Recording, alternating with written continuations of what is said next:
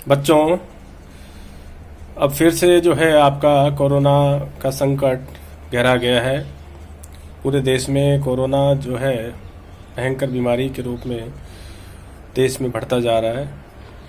ऐसी विकट परिस्थितियों में विद्यार्थियों के सामने अध्ययन की समस्या उत्पन्न हो गई है।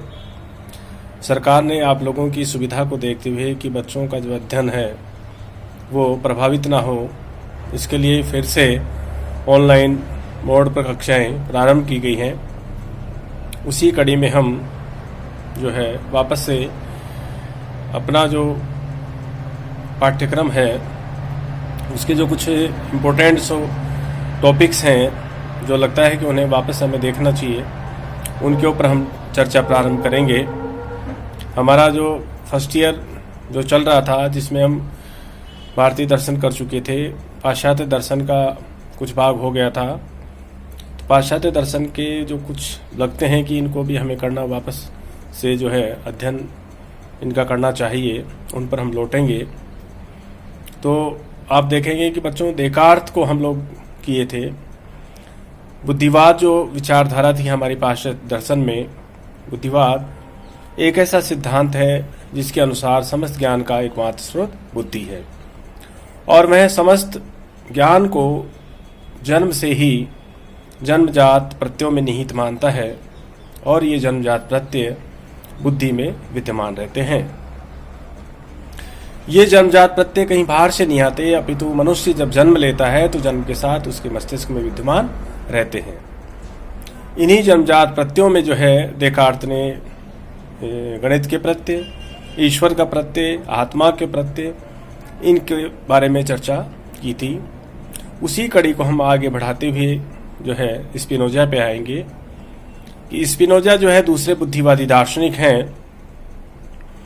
बुद्धिवादी दार्शनिक होते हुए भी स्पिनोजा जो है ईश्वर के परम भक्त और परम उसमें विश्वास करने वाले, ये कहें कि जिसमें ईश्वर के अलावा उन्हें कुछ भी नजर नहीं आता। स्पिनोजा का जो दर्शन है वो सर्वेश्वरवादी दर्शन, सर्वेश्वरवाद अर्थात pantheism, pan is equal to all, और थीज का मतलब गॉड, अर्थात ऑल इज गॉड, सब कुछ ईश्वर है और ईश्वर ही सब कुछ है।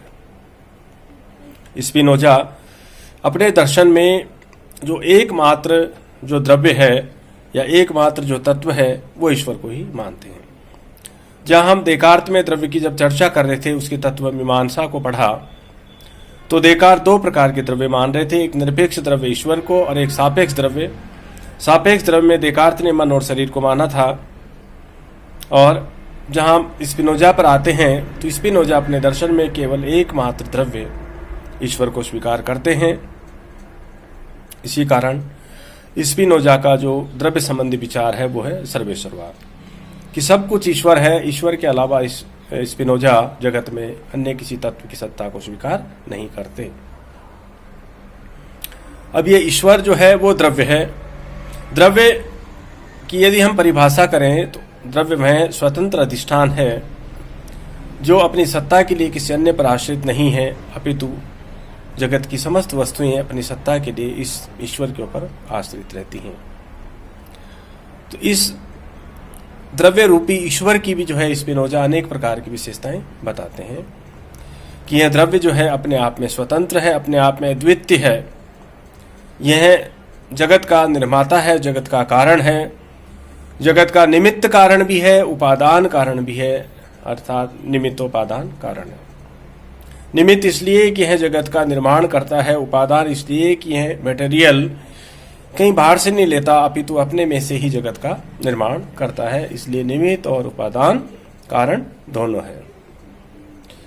स्पिनोजा का जो ईश्वर है वो अपने आप में पूर्ण है, अपने आप में आप्त काम है। पूर्ण का मतलब इसके अंदर कोई कमी नहीं है किसी प्रकार की, अपने आप में परफेक्ट है। आप्त काम अर्थात जिसकी कोई इच्छा अधूरी नहीं हो, उसको कहते हैं आप्त काम। तो ईश्वर अपने आप में पूर्ण है, कंप्लीट है, इसकी कोई इच्छा अधूरी नहीं है, अपितु यह जगत की इच्छाओं की पूर्ति करता है। ठीक है। इसी प्रकार स्पिनोजा का जो ईश्वर है वो अपने आप में जो धार्मिक जो ईश्वर है उससे थोड़ा भिन्न प्रकार का ईश्वर मानते हैं स्पिनोजा, क्योंकि धर्म के अंदर जो ईश्वर स्वीकार किया गया है वहाँ भक्त में और ईश्वर में अंतर माना गया है, लेकिन स्पिनोजा के ईश्वर में ये अंतर या भेद, भक्त और ईश्वर का जो भेद है या दोनों के मध्य जो द्वैत है, इस द्वैत को समाप्त कर दिया गया। स्पिनोजा ने ये कहा कि भक्त और ईश्वर में कोई अंतर नहीं है। तो कई बार स्पिनोजा के ऊपर यह आरोप भी लगाया जाता है कि स्पिनोजा धर्म का शत्रु या नास्तिक, लेकिन यदि स्पिनोजा की तत्व मीमांसा या उसके द्रव्य संबंधी विचारों का हम अध्ययन करें तो आप ये पाएंगे कि स्पिनोजा से बड़ा आस्तिक तो कोई विचारक नजर ही नहीं आता। यदि हम भारतीय दर्शन को देखें तो भारतीय दर्शन में स्पिनोजा का जो समकक्ष जो विचारक नजर आता है या जो दर्शन हमें प्रतीत होता है वो केवल शंकर का अद्वैत दर्शन प्रतीत होता है, कि जहाँ शंकर के अद्वैत दर्शन में भी जो शंकर जो है आत्मा और ब्रह्म में जो भेद है उसको मिटा देते हैं, और जब ये भेद समाप्त हो जाता है तो व्यक्ति या आत्मा स्वयं कह उठती है अहम ब्रह्मस्मि, अर्थात वहाँ पर भी भक्त और ईश्वर का द्वैत समाप्त हो जाता है। ऐसा ही जो अभेद का जो संबंध है कि जहाँ दोनों में भेद, दोनों में अंतर करना संभव नहीं हो, ऐसा दर्शन स्पिनोजा के अंदर हमें दिखाई देता है।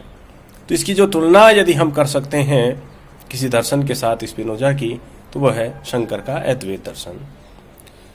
दोनों ही दर्शनों के जो विचार हैं समकक्ष या दोनों में साम्यता प्रतीत होती दिखाई देती है। स्पिनोजा जो है वो कहते हैं कि ईश्वर के लिए समस्त नियतिकरण निषेधीकरण है, अर्थात every determination is negation. Spinoza ये कहते हैं कि मेरे ईश्वर में ये दो गुण हैं, जड़ और चेतन, ये दोनों उसके साथ साथ चलते हैं, दोनों समानांतर हैं। पैरेललिज्म को स्पिनोजा स्वीकार करते हैं।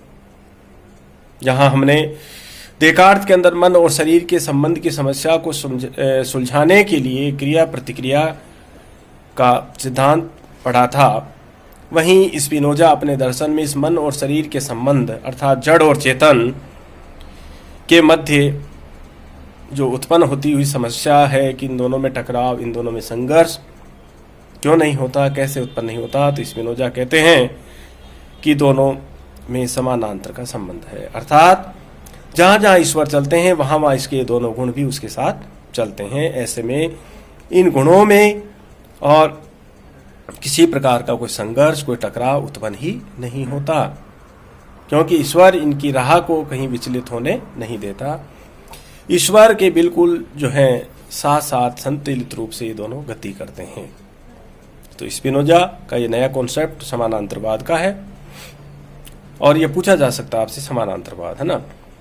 तो स्पिनोजा जो है समस्त नियतिकरण को निषेधीकरण मानता है कि ईश्वर के ऊपर हम जो ही गुणों का आरोपण करते हैं वो ईश्वर अपने आप में सीमित होता जाता है। जैसे हम कहें कि कोई विद्यार्थी पढ़ने में होशियार है, इसका मतलब यह है कि वह अन्य कामों में निपुण नहीं है। या कहें कि कोई विद्यार्थी जो है खाना अच्छा बनाता है, तो इसका मतलब वो पढ़ाई में निपुण नहीं है। इसी प्रकार ईश्वर के ऊपर भी यदि हम देखें कि उसके ऊपर जब हम गुणों का आरोपण करते हैं तो वो ईश्वर जो है वो सीमित होता हुआ दिखाई देता है। ऐसे में स्पिनोजा ने कहा कि एवरी डिटर्मिनेशन इज नेगेशन, कि समस्त नियतिकरण निषेधीकरण है, कि जैसे ही हम ईश्वर के ऊपर गुणों का आरोपण करते हैं उसको सीमित कर देते हैं, जबकि ईश्वर अपने आप में एक असीमित सत्ता जहां तक हमारी पहुंच नहीं है। क्लियर है? तो यह है स्पिनोजा का द्रव्य, स्पिनोजा का ईश्वर। और स्पिनोजा जो हैं उनके ऊपर इसके बारे में आरोप भी लगाए जाते हैं कि स्पिनोजा का जो ईश्वर है वो एक सिंह की गुफा के समान है, लोयंस केव, जहां पर जाते हुए पशुओं के पदचिन्ह तो दिखाई देते हैं लेकिन लौटते हुए पशुओं के पदचिन्ह दिखाई नहीं देते, क्योंकि जो शेर है, जो सिंह है, वो गुफा के अंदर आए हुए सारे पशुओं को अपना ग्रास बना लेता है, उनको लील जाता है, खा जाता है। ऐसे ही स्पिनोजा के ईश्वर को जो है इतना गहरा, इतना जो है डीप है वो, कि जो कोई भी उसके पास जाता है वो स्पिनोजा का ईश्वर उन सबको निगल जाता है। ये उसके ऊपर जो है आरोप लगाया जाता है कि वो शून्यवाद की ओर जो है बढ़ जाते हैं स्पिनोजा। ऐसे ईश्वर को बता करके जो है एक रहस्य की ज़्यादा वो स्थापना कर बैठते हैं। तो बच्चों, स्पिनोजा बहुत ही इम्पोर्टेंट है और अक्सर इसमें से आपको बड़ा प्रश्न निश्चित रूप से पूछा जाता है डेकार्त के ऊपर, स्पिनोजा के ऊपर। तो इसको आप ठीक से तैयार करेंगे। मैंने जो व्याख्यान दिया है आपको, जो 10 मिनट इसके बारे में बताया स्पिनोजा के, इन चीज़ों को आप फिर बुक में पढ़ेंगे तो आप देखेंगे कि कोई चीज़ आपकी जो है ऐसी नहीं रहेगी जो आपके समझ में नहीं आए, है ना। तो ठीक से इसको ध्यान से बुक के अंदर इसका अध्ययन करें, फिर आप इसको ठीक से तैयार कर लेंगे। बाकी अपन फिर कर लेते हैं, और इसको नियमित रूप से आप पढ़ते रहें तो कोई दिक्कत नहीं आएगी। और कोरोना में अपना ध्यान रखें, परिवार का ध्यान रखें, सरकार के द्वारा बताई गई गाइडलाइंस का पूरा ध्यान रखें, उनकी पालना करें। जीवन है तो सब कुछ है, और अगर जीवन ही नहीं रहेगा तो हमारा भविष्य फिर किसके लिए भविष्य बनेगा, है ना। तो अपने जीवन को ज़्यादा अहमियत दें, दूसरों के जीवन को अहमियत दें, और अपने स्वास्थ्य का ध्यान रखें। धन्यवाद।